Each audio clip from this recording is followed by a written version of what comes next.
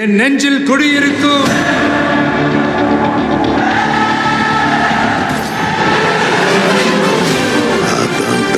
உலக தமிழர்களுக்கு வணக்கம்.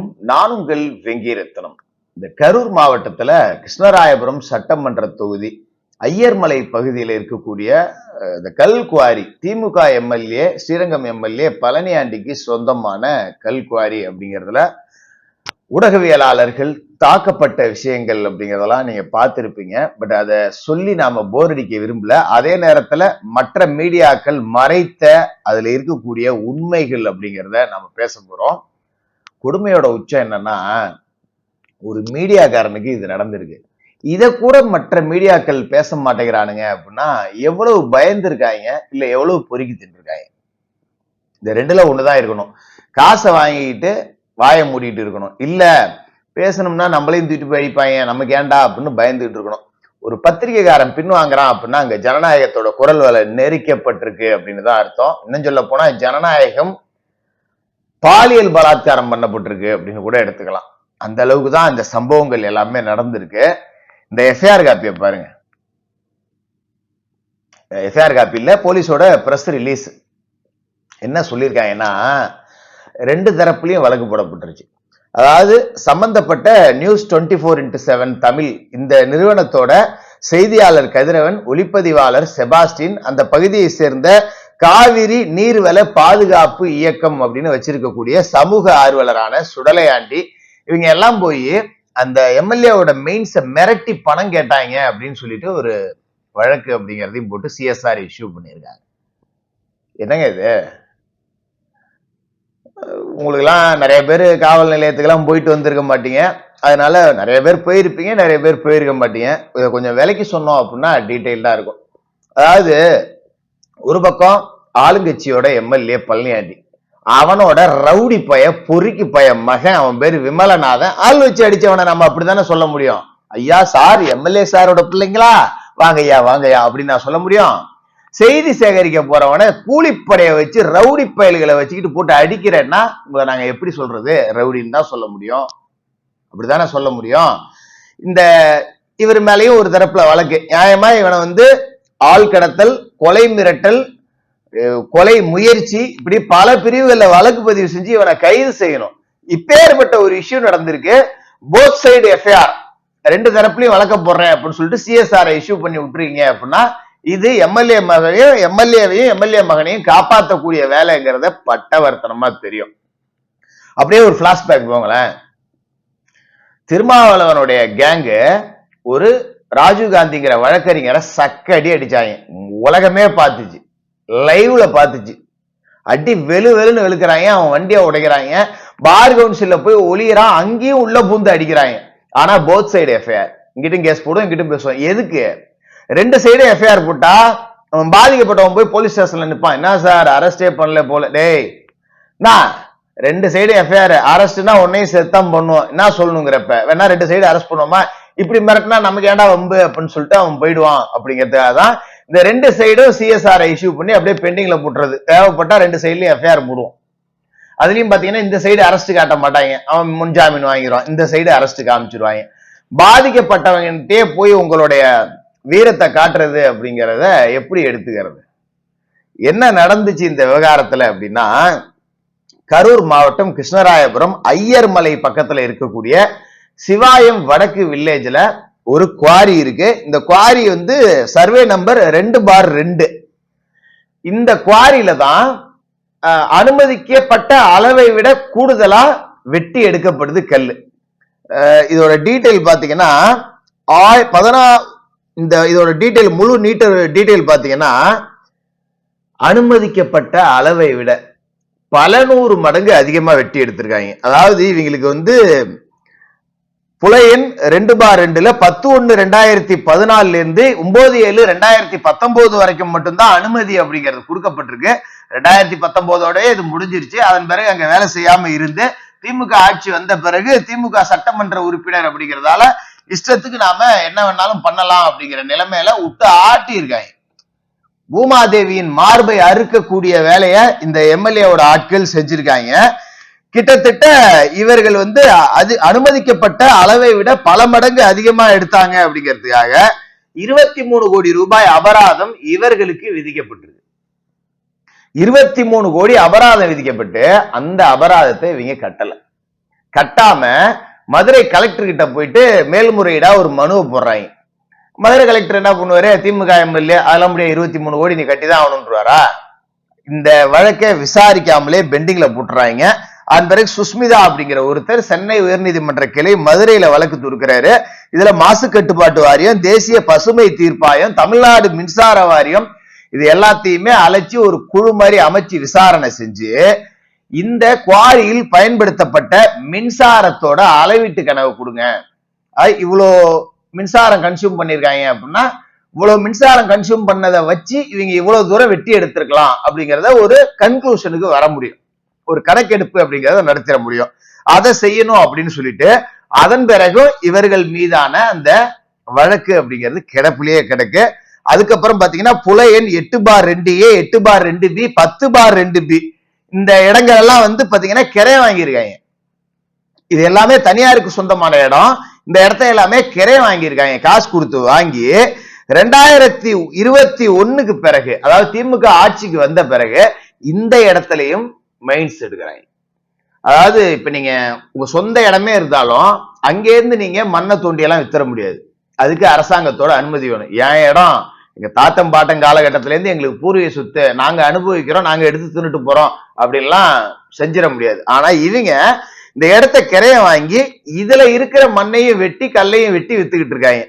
இது கிட்டத்தட்ட இந்த அளவு அப்படிங்கிறது பாத்தீங்கன்னா இவங்களுக்கு கொடுக்கப்பட்ட அளவு அப்படிங்கிறது பாத்தீங்கன்னா 16.25 ஹெக்டேர் அப்படிங்கிறது மட்டும்தான். ஆழம் 33 மீட்டர் மட்டும்தான் வெட்டணும்.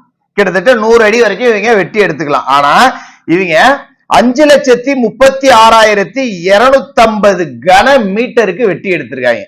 எப்பா டே, ஒரு யூனிட் ஜல்லி, ஒரு யூனிட் முக்கா ஜல்லி அரை ஜல்லி இன்னைக்கு விலையை பாத்தீங்கன்னா ஒரு 3000 ரூபாயில இருந்து 4000 ரூபாய் வரைக்கும் விற்குது. டிஸ்டன்ஸுக்கு தகுந்த மாதிரி ஒரு 4 யூனிட் ஜல்லி வேணும் அப்படின்னா ஒரு 12,000 ரூபாய் பில்லு வரும். சில இடத்துல 16,000 வரைக்கும் போகும். இவங்க 5,36,000 கன மீட்டர் வெட்டி எடுத்திருக்காங்க. ஏன்னா கிட்டத்தட்ட 2000 கோடி ரூபாய்க்கு மேல இதுல வெட்டி விற்பனை செய்யப்பட்டிருக்கு. இயற்கை தாயின் மார்பை அறுத்து தங்களோட பொழப்ப நடத்தி இருக்கானுங்க அப்படிங்கிறது ரொம்ப சாதாரணமா தெரிய வருது. சரி, இந்த சம்பவத்துல என்ன நடந்துச்சு அப்படின்னா, சம்பந்தப்பட்ட கதிரவனும் சரி செபாஸ்டியனும் சரி திருச்சி மாவட்ட நியூஸ் 24x7 செய்தியாளர்கள். இவங்க ஏன் கரூருக்கு போறாங்க? திருச்சி மாவட்ட செய்தியாளர்களுக்கு கரூர்ல என்ன வேலை அப்படின்னு கேட்கலாம். பட் அப்பெல்லாம் வந்து ஒன்னும் ரூல்லாம் கிடையாது. இந்த மாவட்ட செய்தியாளர் இந்த மாவட்டத்துல போய் செய்தி எடுக்க கூடாது அப்படிங்கிறதெல்லாம் ரூல் கிடையாது. கரூர் மாவட்ட செய்தியாளர் விடுமுறையில போயிருக்கலாம், உடல்நிலை சரியில்லாம இருந்திருக்கலாம், ஏதோ காரணம், இல்ல இவங்களுக்கு சோர்ஸ் கிடைச்சிருக்கலாம், இவங்க அதை எடுத்துட்டு போயிருக்கலாம். இந்த நேரத்துல இந்த காவிரி நீர்வள பாதுகாப்பு சங்கத்தோட பொறுப்பாளர் சுடலை அப்படிங்கிற ஒருத்தரையும் அழைச்சிக்கிட்டு இவர்கள் அந்த பகுதியில ட்ரோனு தங்களோட நிறுவனத்துக்கிட்ட அனுமதி வாங்கிக்கிட்டு போயிருக்காங்க. இது மாதிரி ஷூட் எடுக்க போறோம் அப்படின்னு சொல்லிட்டு லைவ் போடுவோன்ட்டு முயற்சி செஞ்சிருக்காங்க. கேமரா, லேப்டாப்பு, ட்ரைபேடு, அதுக்கு உண்டான நெட் கனெக்ஷனு எல்லாத்தையும் எடுத்துக்கிட்டு, எலிகேமு, சாதாரண கேமரா எல்லாத்தையும் எடுத்துக்கிட்டு சம்பந்தப்பட்ட அந்த குவாரி கிட்ட அந்த ஐயர்மலை பக்கத்துல இருக்கக்கூடிய இடத்துக்கு போயிருக்காங்க. இங்கதான் ரத்னகிரீஸ்வரர் ப்ளூ மெட்டல், இதோட ஓனர் தான் எம்எல்ஏ பழனி ஆண்டி, ஸ்ரீரங்கம் திமுக எம்எல்ஏ. அங்கதான் இந்த முறைகேடு நடக்குதுன்னு சொல்லிட்டு ட்ரோன் ஷாட் விட்டு லைவ் போட ட்ரை பண்ணிருக்காங்க. ட்ரோன் ஹைட் ஏற ஏற லைவ் கட் ஆயிருக்கு.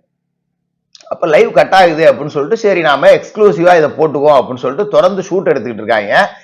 இவங்களுக்கு பின்னாடி ஒரு கார் வந்து நின்று இருக்கு. கார்ல இருந்து இறங்கினவன், எப்ப யாருப்பா நீங்க, என்னப்பா இங்க நின்று ஷூட் எடுத்துட்டு இருக்கீங்க அப்படின்னு கேட்க, அவன் அந்த குவாரி அதாவது எம்எல்ஏவோட அடிப்பொடி அப்படிங்கிறது இவங்களுக்கு தெரியாம போச்சு.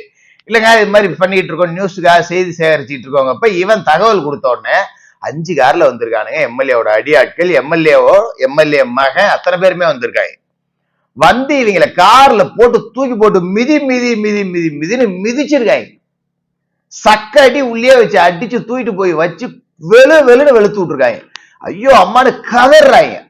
எம்எல்ஏ நினைச்சிருந்தா தடுத்திருக்கலாம். ஆனா அடி அடிச்சதே எம்எல்ஏ தான். எம்எல்ஏ அடிக்கிறாரு. அப்ப எம்எல்ஏ நம்ம நல்ல பேர் வாங்கணும், நம்ம இன்னும் 4 நாள் குத்துவோம் அப்படின்னு சொல்லிட்டு அந்த எம்எல்ஏ கிட்ட பிச்சை காசு எச்ச காசு வாங்கி திங்கணுங்கிறதுக்காக அந்த அடிப்பொடிகள் இவரை திரும்ப போட்டு செம்மையா அடிக்கிறாங்க. பட்ட பகல்ல நடக்குது இது.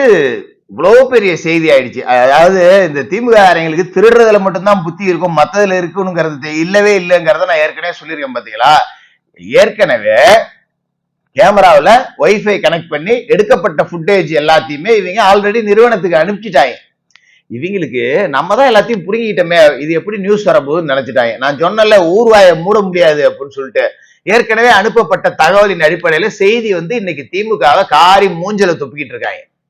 அதாவது மந்திரினா கோடிக்கணக்கில் சம்பாதிப்பான்பா, எம்எல்ஏ எல்லாம் சம்பாதிக்க முடியாதுப்பா அப்படின்னு நீங்க நினைச்சீங்கன்னா உங்களை விட முட்டாள் யாரும் இல்ல. திமுக ஆட்சிக்கு வந்துட்டா கவுன்சிலரே பல கோடி சம்பாதிப்பாங்கிறதுக்கு இந்த எம்எல்ஏ 1000 கோடிக்கு மேல உருட்டி இருக்கிறது அப்படிங்கிறது ஒரு சமகால உதாரணமா இருக்கு. இதுல கொடுமையோட உச்சம் என்னன்னா, இவங்க அதன் பிறகு அடிக்கப்பட்டு அங்க உள்ளவர்கள்லாம் சேர்ந்து பிரச்சனை பெருசான பிறகு விடுவிக்கப்பட்டிருக்காங்க. விடுவிக்கப்பட்டதும் இது வழக்காயிட்டா பிரச்சனை ஆயிடும்னு எம்எல்ஏவோட அடியாட்கள் போய் அந்த பகுதியில் இருக்கக்கூடிய சிசிடிவி ஃபுட்டேஜ் எல்லாத்தையும் அழிக்க சொல்லி மிரட்டியிருக்காங்க. இது சட்டப்படி ஆதாரங்களை அழிக்கக்கூடிய ஒரு மிகப்பெரிய குற்றம். இது எல்லாத்துக்குமே ஆடியோ ஆதாரம் இருக்கு. போன்ல நீங்க கேட்டிருப்பீங்க அந்த ஆதாரம்லாம். எம்எல்ஏ பையன் பேசணுங்கிற அவளை பேசு, ஆனா அந்த 1 மணி நேரத்துக்கு உண்டானது மட்டும் அழிச்சு விடுங்க. யாராவது கேட்பாங்க, அழிச்சு விடுங்க. வேற வழி இல்ல, அவன் அழிச்சுதான் ஆகணும். இல்லாட்டி நாளைக்கு பெட்ரோல் பங்கு கொளுத்தி விட்டுருவானுங்க. இல்லைன்னா பெட்ரோல் பங்கு ஓனரை கூட்டு போய் கடத்திட்டு போய் குவாரியில வச்சு அடிப்பானுங்க. இப்படி ஆதாரங்களை அழிக்கக்கூடிய வேலையை தொடர்ச்சியா திமுக செய்தா அப்படின்னா இதுக்கு பின்னாடி சம்பந்தப்பட்ட சில காவல் அதிகாரிகளே இருக்காங்க. ஏன்னா கரூரை சேர்ந்த அதிமுக பொறுப்பாளர் சிவராஜ் தாக்கப்பட்ட போது கடத்திட்டு போய் அடிக்கிறாங்க. அப்ப என்ன செஞ்சாங்கன்னா, அவனுக்கு கடத்திக்கிட்டு போன பகுதியில் இருக்கிற சிசிடிவியை ஃபுல்லா அழிக்கணும் தான் முதல் வேலையை செஞ்சிருக்காங்க. அதுக்கு பிறகு அங்க நாம் தமிழர் கட்சியை சேர்ந்த அவர் சம்பந்தப்பட்ட சிவராஜோட நண்பர் ஒருத்தர் தகவல் சொல்லி அதிமுகவினர் சாலை மறியல்ல ஈடுபடவும் தான் சிவராஜை வெளியில விட்டாங்க. இல்லாட்டி அன்னைக்கே பச்சை படுகொலையை செஞ்சிருப்பாங்க. கொலைக்கும் அஞ்சாதவர்கள் திமுகவினர். இவர்களுக்கு சொம்பு தூக்குவதற்கென்றே சில பிரத்யேகமான காவல் அதிகாரிகளை வளர்த்து வச்சிருக்காங்க. பேரே சொல்ல முடியும் என்னால. பட் இந்த மாதிரியான சிசிடிவி ஃபுட்டேஜ் எல்லாம் அழிக்கிறதுக்கு அவங்க தான் ஐடியா கொடுத்துருப்பாங்க. பட் அது கண்டிப்பா கொடுத்துருப்பாங்க. நம்ம ஏன் பேரை சொல்லாம போறோம் அப்படின்னா அவங்க தான் கொடுத்தாங்கிறதுக்கான தரவுகள் நம்ம கிட்ட இல்லை அப்படிங்கிறதால மொட்டையா காவல் அதிகாரிகள் அப்படின்னு சொல்லி கடந்து போறோம். இன்னும் பல விஷயங்களுக்கு நம்ம கிட்ட ஆதாரம் இருக்கு. அப்படி வேணா வரட்டும், நாம ஆதாரங்களோட வெளியிட்டு போடுவோம். அதை பத்தி நமக்கு ஒன்றும் பயமும் கிடையாது, தப்பும் கிடையாது. இல்ல கொடுமையோட உச்சம் என்னன்னா, இந்த எம்எல்ஏவோட பையன் இத்தனை 1000 கோடி நீங்க பூமாதேவியோட மாற எடுத்து சம்பாதிச்சதோட மட்டும் இல்லாம இந்த செய்தியாளர் எடுத்துட்டு போன கிட்டத்தட்ட 20 லட்சம் ரூபாய்க்கு மேற்பட்ட பொருள்களையும் திருடிட்டு போயிருக்காங்க. கேமரா, ஐபோனு, ஹெலிகேமு, ட்ரைபேடு, அவங்களோட செல்போனு இத்தனையும் புடுங்கிட்டு எல்லாத்தையும் எடுத்துட்டு போயிட்டாங்க. இவங்களுக்கு என்னன்னா, இது எல்லாத்தையும் எடுத்துட்டு போயிட்டோம் அப்படின்னாக்க இந்த செய்தி வெளியே வராது அப்படிங்கிற எண்ணம். அத்தனையும் திருடிட்டு போயிட்டாங்க. எந்த பொருளுமே இன்னும் ரிட்டர்ன் வரல. கொடுமையோட உச்சம் என்ன அப்படின்னா, இதுவரைக்கும் இந்த செய்தி பெரிசாக எந்த ஊடகத்திலையும் வரல. இதுல தமிழ்நாடு பத்திரிகையாளர் சங்கத்துக்கு தலைவரா இருக்கிற நெல்சன் சேவியர்கிற புடுங்கி இந்த பாதிக்கப்பட்ட நியூஸ் 24x7 தமிழ்ல தலைமை செய்தியாளரா இருக்கான். இவன் கூட ஒரு வார்த்தை போடல. ட்விட்டர்ல போய் அண்ணாமலையாரா அருணாச்சலேஸ்வரரான்னு மத சண்டைய சமய சண்டையை தூண்டி விட்டுக்கிட்டு தெரியுது இந்த கொத்தடிமை 200 ரூபா உடன்பிறப்பு.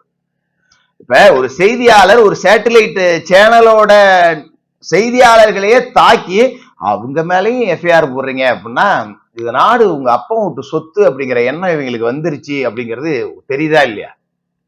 அதாவது ஒரு ஆட்சி எவ்வளவு கொடுங்கோல் ஆட்சியா இருந்தாலும் கடைசி நேரத்துல அப்படியே நாடகமாவது ஆடுவாங்க நல்லவங்க மாரி. ஐயோ எலெக்ஷன் வந்துருச்சுப்பா, இனிமேலாம் தப்பு செஞ்சா மாட்டிப்போம்பா அப்படின்னு. எலெக்ஷனை 2 மாசத்துல வச்சுக்கிட்டும் நீங்க இந்த மாதிரியான கொடுமைகள் எல்லாம் செஞ்சுக்கிட்டு இருக்கீங்க அப்படின்னா ஸ்டாலின் கையில எதுவுமே இல்லை. இங்க செய்யறது பூரா தறி எடுத்தவெல்லாம் தண்டல்கார, ஸ்டாலின் வெறும் பொம்மை அப்படிங்கறத இதுல இருந்து தெரிஞ்சுக்க முடியுதா?